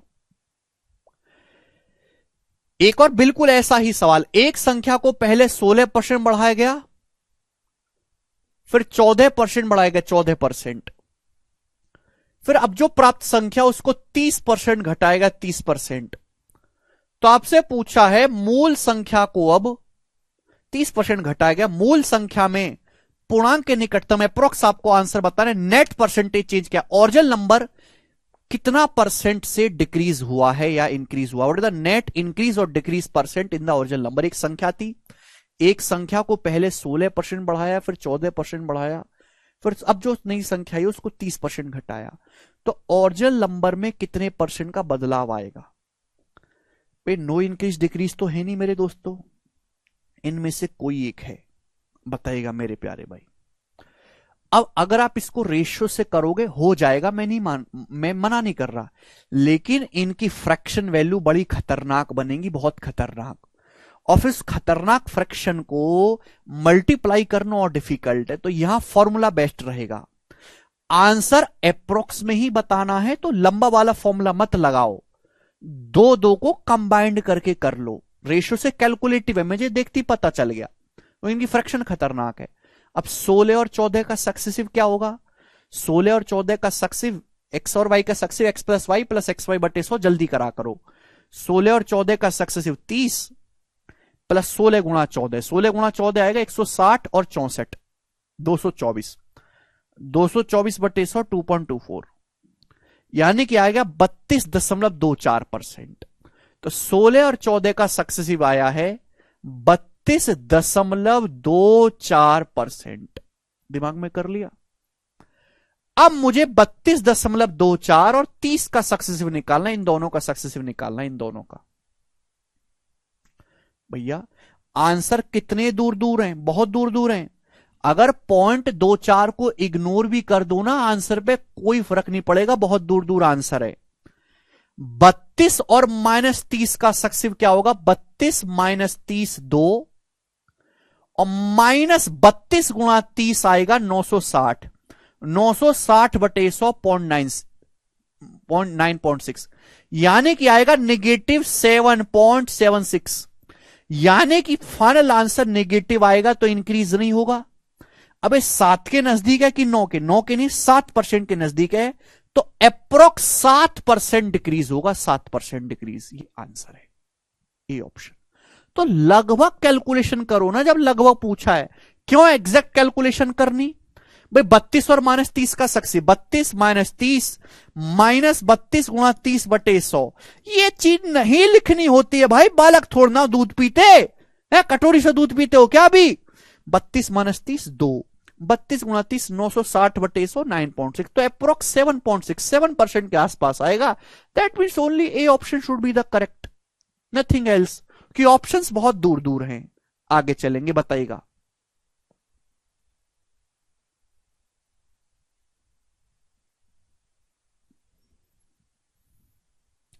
ये सवाल है आपके सामने, जैसे एक संख्या को पहले 30% की कमी की जाती, एक संख्या को पहले 30% कम किया, फिर 27% की वृद्धि की, फिर 27% बढ़ाया, फिर पुनः 20% की वृद्धि की, फिर दोबारा से 20% बढ़ाया, तो संख्या में कुल कितने प्रतिशत का बदलाव आएगा अप्रोक्स में?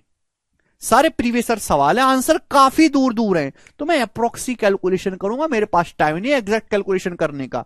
एग्जाम में मेरा फूफा नहीं है कि मैं उसको पूरा करके दूं। देखिएगा बच्चों, पर सक्सेसिव निकालना तब इजी होता है जब इजी डाटा हो। अब देखो, मैंने आपको बोला है सक्सेसिव आगे पीछे ऊपर नीचे कैसे भी कर लो, आंसर पे कोई फर्क नहीं पड़ता।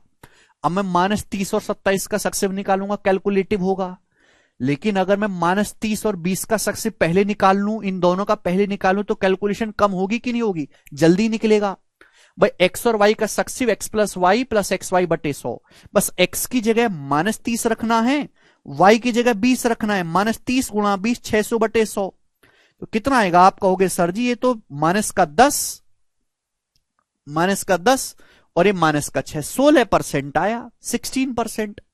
-30 प्लस 20 -10 और -6 16%, तो -30 और 20 का सक्सेसिव तुरंत दिमाग में आपने निकाल लिया, 16% डिक्रीज, -16। अब आप देखो 27 और 16 का निकाल दीजिए, नहीं निकाल सकते? इजीली निकल जाएगा। 27 माइनस 16 11 माइनस 27 गुणा 16, 27 गुणा 16 क्या आएगा? अगर 16 की 30 में गुणा करेंगे 480, और ये कितना कम है?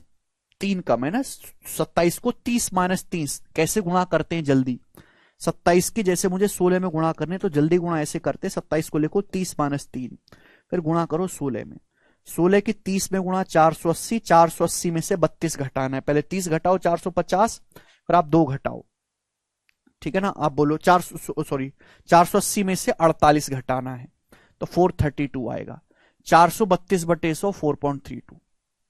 अब 11 में से 4 घटाएंगे तो फाइनल आंसर पॉजिटिव आएगा, यानी कि ये नहीं आएगा, डिक्रीज नहीं हुआ, पॉजिटिव आया आंसर। क्लियर है? आप बोलोगे हाँ जी सर। 11 - 4 लगभग 7% इंक्रीज होगा, ये नहीं है, अप्रोक्स 7% इंक्रीज। आप बोलोगे जी बहुत बढ़िया, यही तो सीखना है, ये बताइएगा जल्दी से। 79 नंबर सवाल करो जी, इस सवाल का क्या आंसर है, फटाफट कर दीजिए।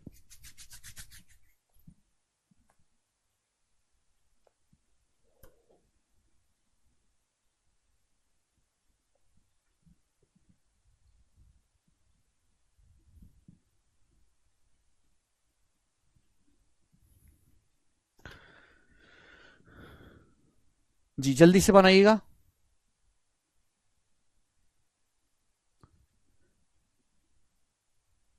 ए number is first increase by 40%। Anshul कह रहे हैं सर ये नहीं समझ आया, आप डेली न्यू टी शर्ट कहां से लाते हो, आपके यहाँ कपड़े की दुकान है क्या? डेली नहीं नहीं है, मैं इस पे स्प्रे करके रंग बदल देता हूं। किसी संख्या में पहले 40% की वृद्धि हुई, फिर 25% की कमी हुई, फिर 15% की वृद्धि हुई, फिर 20% की कमी हुई, संख्या में कुल कितने प्रतिशत का बदलाव आया? इस सवाल का डाटा बहुत आसान है, क्लियर? तो मेरे प्यारे भाई आप इस सवाल को रेशियो से भी कर सकते हैं, क्योंकि इनकी फ्रैक्शन वैल्यू बहुत इजीली बन जाएगी। किसी संख्या को आपने 40% बढ़ाया तो 40% की फ्रैक्शन वैल्यू होती है 2/5, 2/5। कि संख्या का मान अगर 5 था पहले, तो 5 से बढ़ के 7 हो गया। रेशियो इजी है, इजी फ्रैक्शन है। 25% का फ्रैक्शन वैल्यू 1/4, 1/4 का मतलब 4 से 3 हो गया, घटा है ना। फिर 15% की फ्रैक्शन वैल्यू होती है बच्चों 3/20, 15% बढ़ाया 3/20। यानी कि मेरे दोस्तों अगर संख्या का मान 20 था, तो 20 से 3 बढ़ के 23 हो गया, 23। फिर 20% घटाया 1/5, 1/5 का मतलब मेरे दोस्तों संख्या का मान अगर 5 था, तो 5 से 4 हो गया। ओवरऑल चेंज निकालना है तो इन सबका सक्सेसिव करना पड़ेगा। आप बोलोगे हां जी सर, तो सीधी सीधी गुणा करेंगे, 4 से 4 कट जाएगा और कुछ कटेगा नहीं। 20 पंजे 100, 100 पंजे 500, 500 रेशियो कितना आया है? 7 21, 21 गुणा 23, 21 गुणा 23 करना है तो 460 और 23 एकम 23, 460 में 23 जोड़ेंगे 483। यानी कि संख्या का मान 500 से 483 हो गया। तो संख्या का मान इंक्रीज नहीं हुआ, डिक्रीज हुआ है। ये ऑप्शन हट गए। 500 से 183 कितना डिक्रीज हुआ? 17। तो ये 500 का कितना परसेंट है? 17, 7% तो नहीं है। 500 का 7% तो 35 होता है। 500 का 3% 15, तो 3% से ज्यादा है, डी ऑप्शन आएगा। खत्म, आगे नहीं करना, आगे नहीं करना, बस यही हो जाएगा ऑप्शन से कैलकुलेशन, डी ऑप्शन। बताइएगा। आप बोलोगे जी सर ये हुई ना बात सेरो वाली। जी बच्चों ये सवाल करके बताइएगा इसका क्या आंसर है। इस सवाल का आंसर मैं नहीं बताऊंगा, आप मुझे करके बताइएगा। नहीं करके बताओगे तो तुम किसी काम के नहीं, कचरा हो तुम। बनाओ।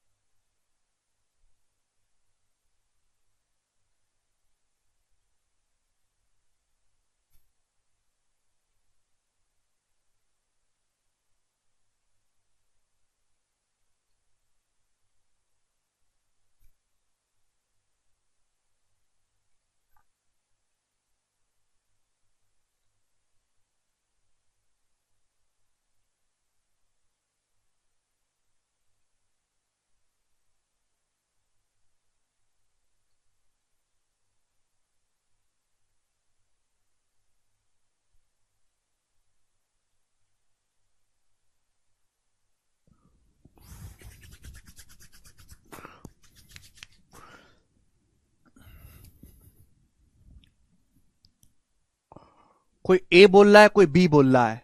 मेरे से तो उम्मीद बिल्कुल करना मत कि मैं तुम्हें बताऊंगा। पहले 35% बढ़ाया, फिर 20% घटाया। देखो दिमाग में कर सकते हैं, 35 और 20 का सक्सेसिव, 35 माइनस 20 15 और माइनस 7 8%, फिर 8 और 4.5 का सक्सेसिव, ठीक है ना। 8 और 4.5 का सक्सेसिव, तो 8 माइनस 4.5 ये कितना आ जाएगा मेरे दोस्तों, आपका 3.5। ठीक है जी, माइनस का 3.5 आप बोलोगे हाँ जी सर, ठीक है भाई। फिर ये 8 की 4.5 में गुणा होगी 36, 36/100.36, ठीक भाई। तो ये आ जाएगा आपका 3.86, माइनस का 3 प्लस का 3.5 आएगा, 3.5 में से 3.6.36 घटाएंगे 3.14%, बी ऑप्शन। 1 सेकेंड में आ गया आंसर इस सवाल का, ये बताइएगा जल्दी से करेगा। अब यहां से मेरे दोस्तों ये जो सवाल हैं इनमें परसेंटेज में ना पूछ के आंसर एग्जैक्ट वैल्यू पूछी गई है। इनमें मेरे दोस्तों आंसर परसेंटेज में ना पूछ के एग्जैक्ट वैल्यू पूछी गई है, ठीक है जी। ए मास्क मैन्युफैक्चर, देखो बिल्कुल लेटेस्ट सवाल है, सीजल के 2022 का। एक मास्क मैन्युफैक्चरिंग कंपनी है, मैन्युफैक्चर उसने एक मास्क बनाई 2018 में।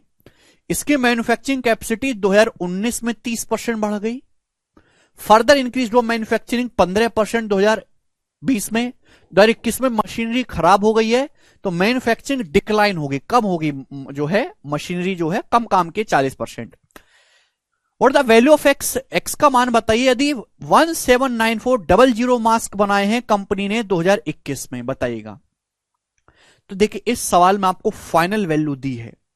एक कंपनी 2018 से मास्क बनाना शुरू करी है, 2019 में इसकी जो है मैन्युफैक्चरिंग 30% बढ़ी, फिर 15% बढ़ी, 2021 में 40% की गिरावट आई। अगर 2021 में इतने मास्क बनाए तो आपसे पूछा एक्स का मान, यानी कि 2018 में कितने बनाते थे, तो आपको फाइनल वैल्यू देके इनिशियल वैल्यू पूछी है। रेशियो से हो जाएगा, डाटा बहुत आसान है भाई। 2019 में कितना प्रोडक्शन बढ़ गया, 30%। 30% की फ्रैक्शन वैल्यू होती है 3/10। चाहे आप रेशियो में लिख लो, चाहे इसे खड़ा करके लिख लो छाप के। 30% बढ़ने का मतलब अगर पहले प्रोडक्शन 10 था तो 10 से 13 हो गया, मल्टीप्लाई। फिर 15% की वृद्धि, 15% की फ्रैक्शन वैल्यू होती है मेरे दोस्तों 3/20। 5% की फ्रैक्शन वैल्यू 1/20, 15% की फ्रैक्शन वैल्यू 3/20। यानी कि अगर 20 था तो 20 से प्रोडक्शन कितना हो गया 23, मल्टीप्लाई। फिर क्या हो गया मेरे दोस्तों, 40% की गिरावट आई। 40% मतलब 2/5, यानी कि प्रोडक्शन अगर पहले 5 था तो 5 से 2 डिक्रीज होकर 3 हो गया मेरे दोस्तों। यानी कि ये इनिशियल और फाइनल वैल्यू का रेशियो, यानी कि शुरुआत में अगर कंपनी का प्रोडक्शन ये था, शुरुआत में ये इनिशियल वैल्यू है 2018 में, तो 2021 में मेरे दोस्तों फाइनल प्रोडक्शन कंपनी का ये हो गया। समझ में आया? आप बोलोगे हाँ जी सर। बोला 2021 में कंपनी ने कितने मास्क बनाए हैं 2021 में, ऊपर फाइनल वैल्यू दे रखी है, नीचे हमेशा बेस वैल्यू इनिशियल वैल्यू होती है, ऊपर फाइनल वैल्यू। 179400 मास्क बनाए, इसकी वैल्यू दी, ये पूछा है मेरे दोस्तों आपसे। तो बताइएगा मेरे प्यारे भाई, पहले किससे कट रहा है, 23 से। 23 से तो कटेगा ही मेरे दोस्तों, 23 7 161 है भाई, और 23 8 184 7800।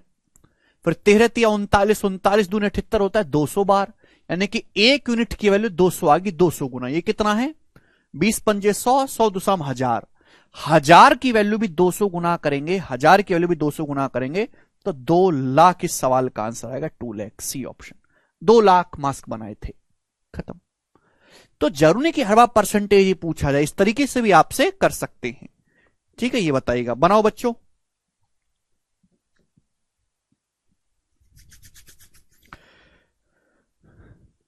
The price of petrol increase by 8% on April 1st। April 1st को पेट्रोल का प्राइस 8% बढ़ गया when compare to the price as on 1 January, 1 जनवरी 22 की तुलना में। If it increase again by 5% 31 सितंबर, 31 सितंबर को दोबारा जो है 5% बढ़ गया। तो आपसे पूछा पेट्रोल का प्राइस 1 जनवरी को कितना था। यदि पेट्रोल का प्राइस 31 सितंबर 2022 को 96.39 रुपए पर लीटर है, 96.39 रुपए पर लीटर। बहुत अच्छा सवाल है और ये बेसिक सवाल है। देखो मेरे प्यारे भाई, इस सवाल में भी आपको फाइनल वैल्यू दी है, इनिशियल वैल्यू पूछी है। बोला है 1 अप्रैल 2022 को पेट्रोल कीमत 8% बढ़ गई। किससे? 1 जनवरी 2022 की तुलना में। मतलब जो प्राइस 1 जनवरी को था, 1 अप्रैल को जो है वो 8% बढ़ गया। फिर वापस मेरे दोस्तों 31 सितंबर को ये वापस से 5% बढ़ गया। बोला 31 सितंबर को प्राइस 96.39 है, फाइनल वैल्यू दी है। तो आपसे पूछा 1 जनवरी को पर लीटर पेट्रोल की कीमत क्या थी? सवाल समझ में आ गया सभी को?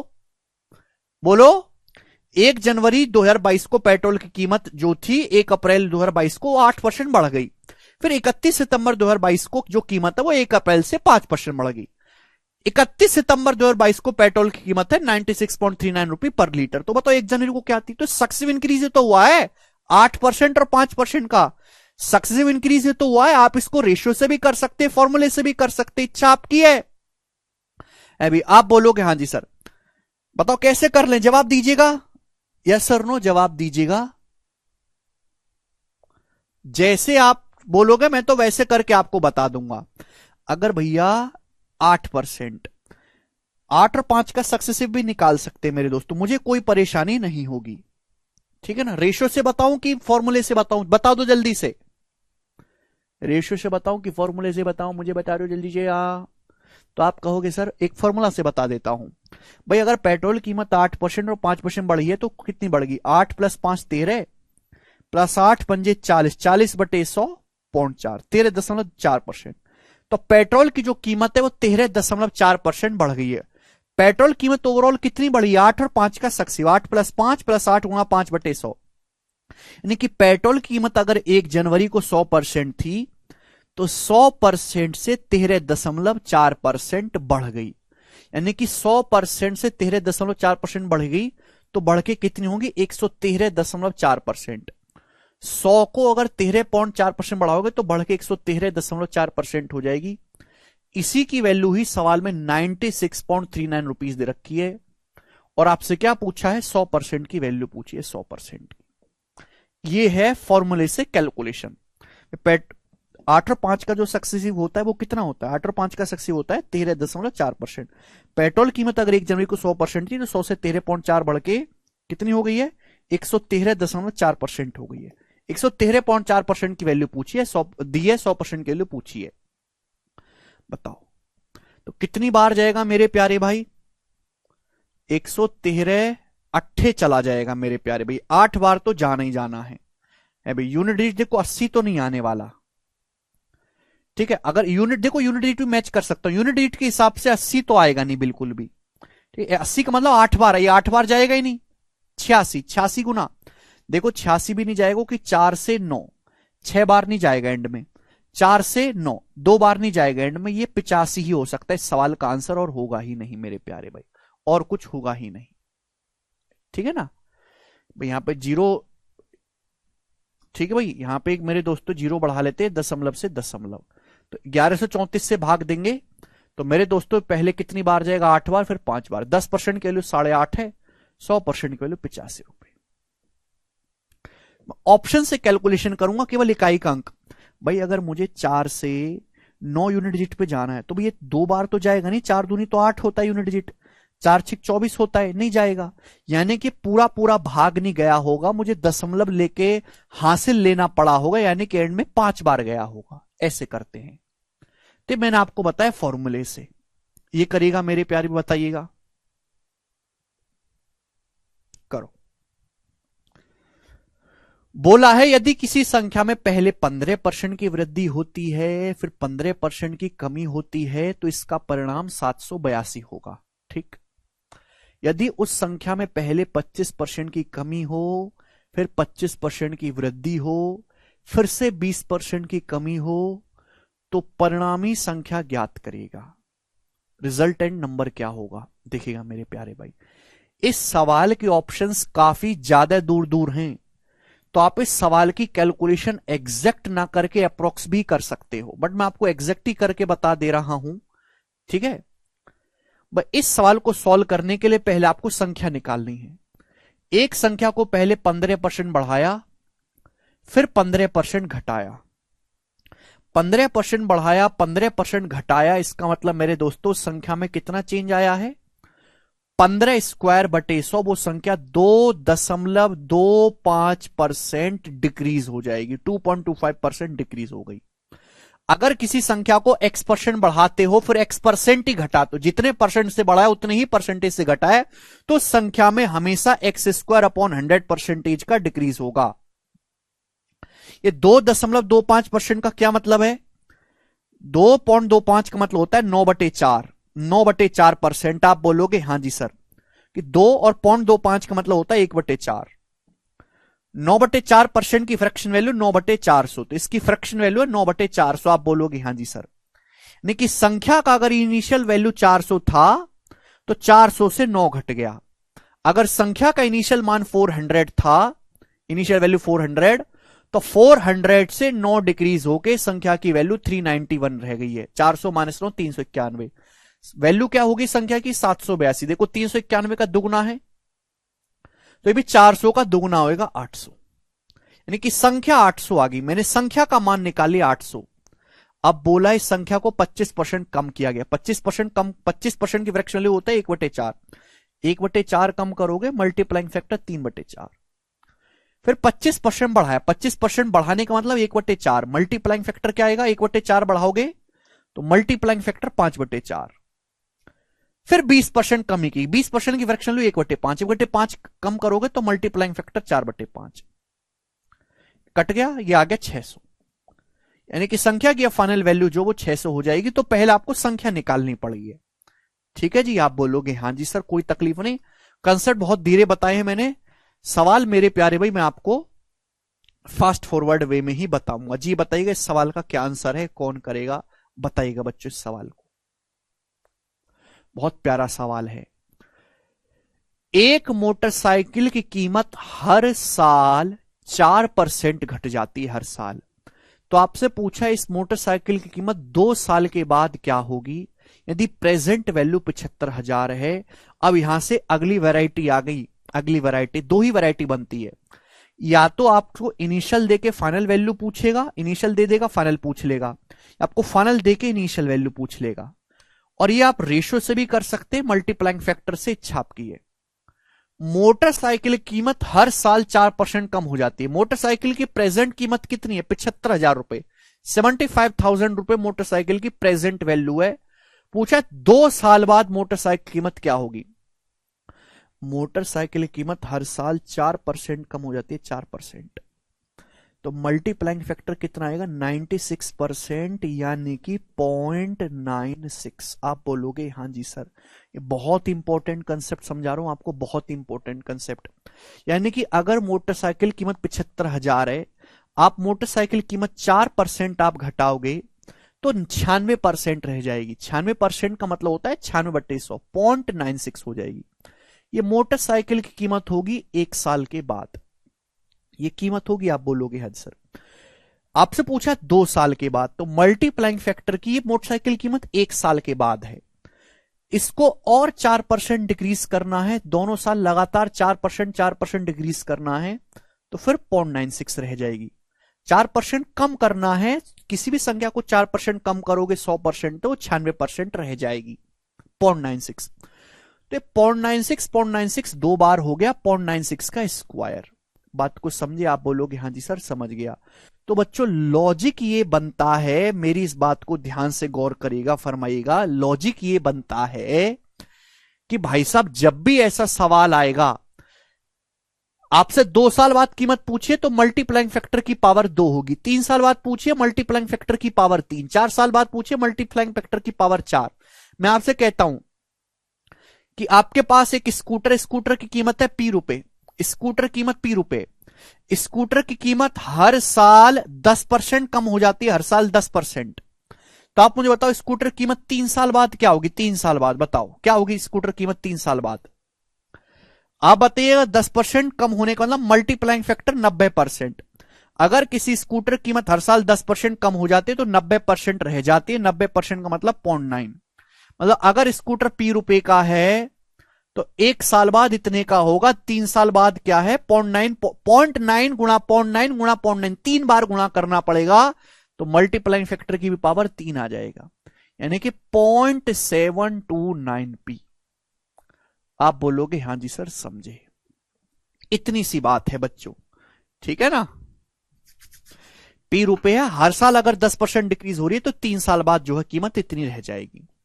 तो सेम यही है मेरे प्यारे भाई, ठीक है। अब देखो मैं इसकी कैलकुलेशन करूंगा दिमाग से करूंगा कैलकुलेशन इसकी। पहली बात तो ये 96 में आता है 3 का स्क्वायर, 9 का मल्टीपल आएगा आंसर, 9 का मल्टीपल ये नहीं है, ये 7 2 9, ये 9 से नहीं कटता। 9 का मल्टीपल चेक करना सबसे आसान है, अंकों का योग 9 से कटना चाहिए, अंकों का योग। ये 9 से नहीं कट रहा, ना ये कट रहा है, ये कट रहा है जी, हाँ जी कट रहा है, ये कट रहा है, हाँ जी ये भी कट रहा है। 9 से 9, 6 1 7 2 9। अब इन दोनों में से कौन सा सही है, कौन सा करेक्ट? 72,000, 72,000 आएगा ही नहीं कभी, 72,000 आएगा ही नहीं। 72,000 कब कैसे आ सकता है? 72,000 कैसे आ सकता है? जब 75,000 को आप कितना कम करो, 75,000 को 3,000 कम करो। 3,000 कम करने का मतलब, 75,000 को 3,000 कम करने का मतलब 1/25, 4% डिक्रीज करो, 4%। 75,000 रुपए को 4% डिक्रीज करोगे, 75,000 का 4% 3,000 होता है, तब 72 आएगा। या 4% 2 बार डिक्रीज किया गया है 2 साल के लिए, 1 साल नहीं, तो 72,000 भी नहीं आएगा, 72,000 से कम आएगा। ये आंसर है सी ऑप्शन। ये तो मैंने आपको समझाने के लिए लिखा है, केवल ऑप्शन से होती है कैलकुलेशन, तो करनी नहीं पड़ती कैलकुलेशंस। आप बोलोगे सर बहुत बढ़िया, मजा आ गया, ये तो सीखना है। आगे चलेंगे, 85 नंबर ही बताइएगा। एक मशीन की कीमत हर साल 5% कम होती है, यदि इसका प्रेजेंट वैल्यू 411540 है तो 3 साल पहले इसकी मूल्य क्या था, यह आपसे पूछा गया है। एक मशीन की कीमत हर साल 5% कम होती है, 5% का फ्रैक्शन वैल्यू होती है 1/20, 1/20। तो मल्टीप्लाइंग फैक्टर कितना आएगा मेरे दोस्तों? 19/20। आप बोलोगे हां जी सर बिल्कुल सही, मैं आपकी बात को समझ गया। ये 1 साल का मल्टीप्लाइंग फैक्टर है प्यारे भाई, 1 साल का, ठीक है जी। लेकिन मोटरसाइकिल कीमत 1/20 कम होने का मतलब मल्टीप्लाइंग फैक्टर 19/20। मोटरसाइकिल कीमत 3 साल तक कम हुई है, देखो तो 19 मल्टीप्लाइंग फैक्टर की 3 बार गुणा, 19/20, 19/20, 19/20, तो मल्टीप्लाइंग फैक्टर की पावर क्या हो जाएगा? 3। अब ये उल्टा सवाल है, यानी कि 20 का क्यूब हो गया 8,000 और 19 का क्यूब मेरे दोस्तों होता है 6859। यही होता है मेरे प्यारे भाई। आप बोलोगे हाँ सर, यानी कि मशीन की कीमत अगर 8,000 थी ओरिजिनल, तो अब प्रेजेंट में 6859 है। क्लियर है? आपसे पूछा 3 साल पहले, ये आपको प्रेजेंट में दे रखी है, आपसे इनिशियल वैल्यू पूछे, 3 साल पहले का मतलब इनिशियल 3 साल पहले है, ठीक है जी। तो 6859 की वैल्यू सवाल में 411540 दे रखी है। अब बताओ कितने गुना है, कितने गुना है? देखिए ऐसे सवालों के जो आंसर होते हैं वो इजी होते हैं मेरे प्यारे भाई। तो आप में से हर कोई ये कह सकता है कि लगभग 7,000 है, ये लगभग 42,000 है मेरे दोस्तों, यानी कि लगभग लगभग ये 6 गुना है। यूनिट जीटी मैच कर सकते हैं कि 9 6 54 एंड में 4 आएगा, तो इसका भी 6 गुना करेंगे मेरे दोस्तों 60 टाइम्स, यानी कि 8 6 48, 4,80,000।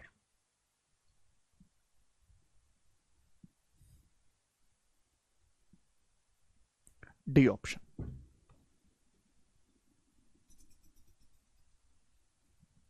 आगे चलेंगे, सवाल नंबर है मेरे प्यारे भाई आपके सामने। यहां पर सवाल इसमें ज्यादा नहीं है, 86 नंबर क्वेश्चन ही बताइएगा मेरे प्यारे भाई, करो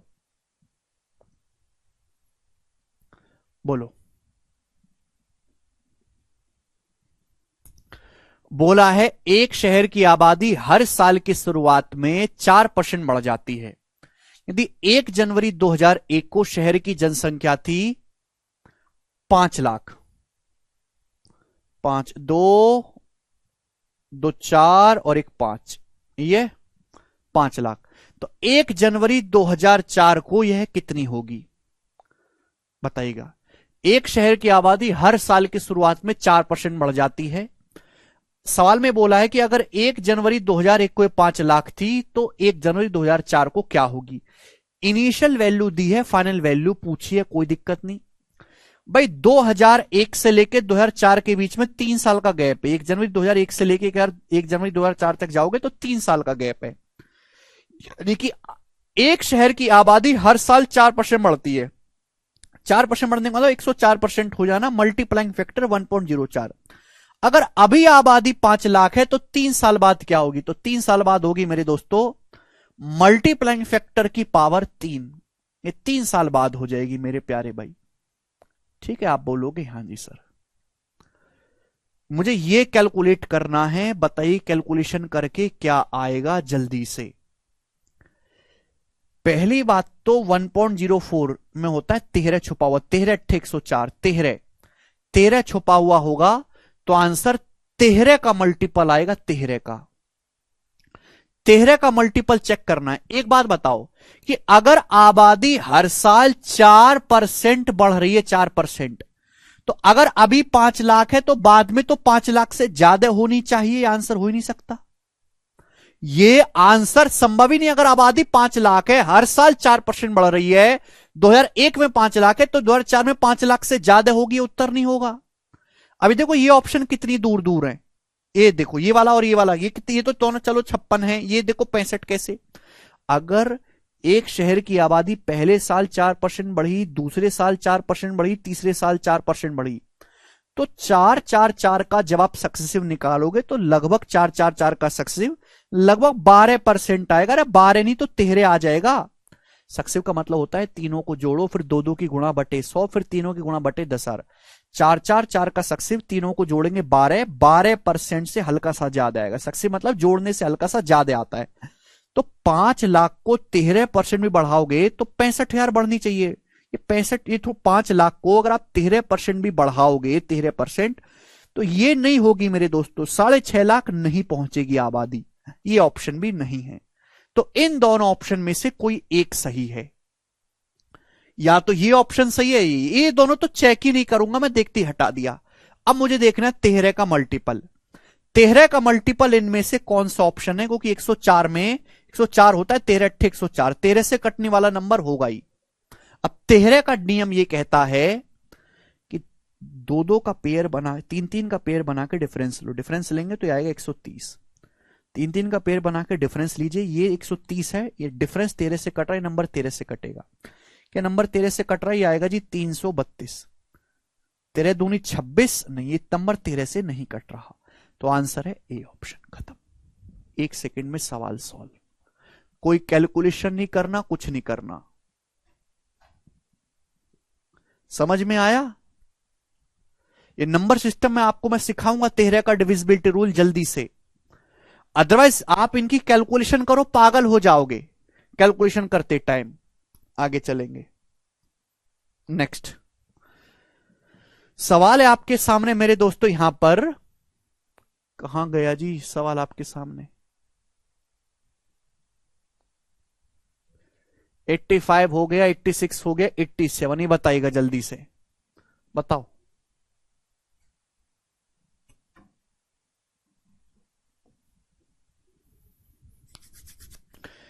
एक शहर की प्रेजेंट जनसंख्या है 17,500। पहले साल जनसंख्या 12% कम होती है, दूसरे साल जनसंख्या 8% बढ़ती है, 8%।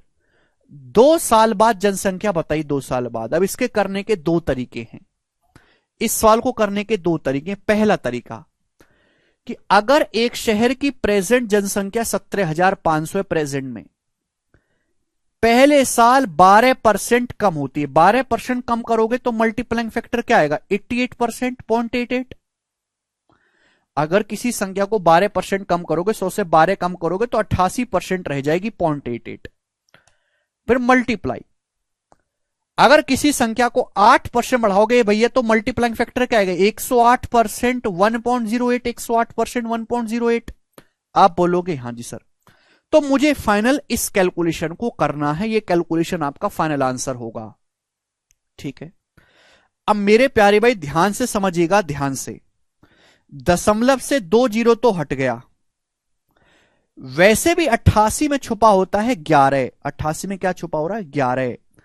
8 का मल्टीपल चेक नहीं करते। बच्चा कह रहा सर 8 का मल्टीपल, जब पॉइंट में हो तो 8 का मल्टीपल चेक नहीं करना। जैसे 8 है, 8 की 0.25 में गुणा हो जाए तो क्या आ जाएगा 2, 8 तो बचा ही नहीं तो 2 हो गया।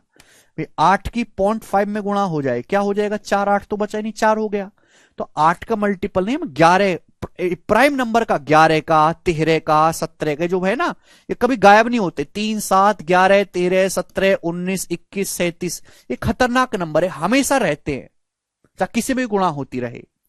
तो 11 का मल्टीपल आएगा, 11 का मल्टीपल है 4, 1, 7, 2, 9, 6, 3, 9, 11 का मल्टीपल है, 11 से कटता ही नहीं। 3 और 1 4 और 10, 11 का मल्टीपल नहीं है। 2 और 3 2 5 और ये 3 भी 11 का मल्टीपल नहीं है। ये उत्तर हो गया ए ऑप्शन, 11 से कटने वाला।